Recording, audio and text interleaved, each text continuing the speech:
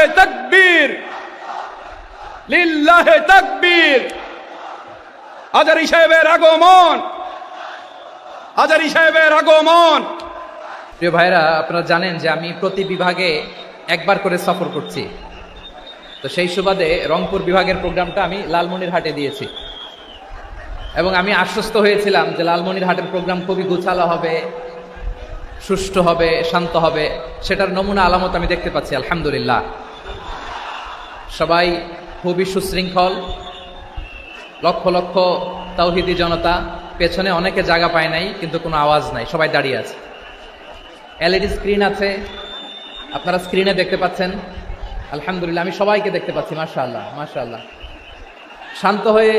শান্ত হয়ে আপনারা বসুন, অল্প কিছু সময় কথা বলার সুযোগ আমি পাবো।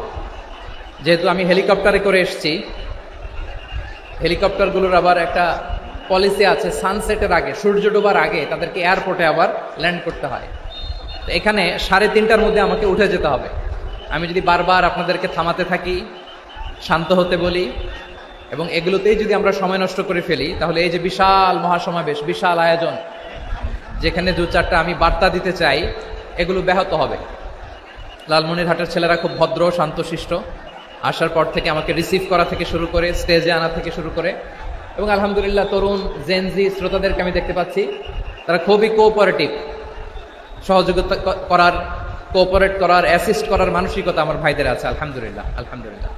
আমি চাইবো আমরা একটু নীরব, নিস্তব্ধ পরিবেশ তৈরি করার একটু চেষ্টা করব। প্রচন্ড রোদ, আপনাদের যেমন কষ্ট হচ্ছে আমারও কষ্ট হচ্ছে।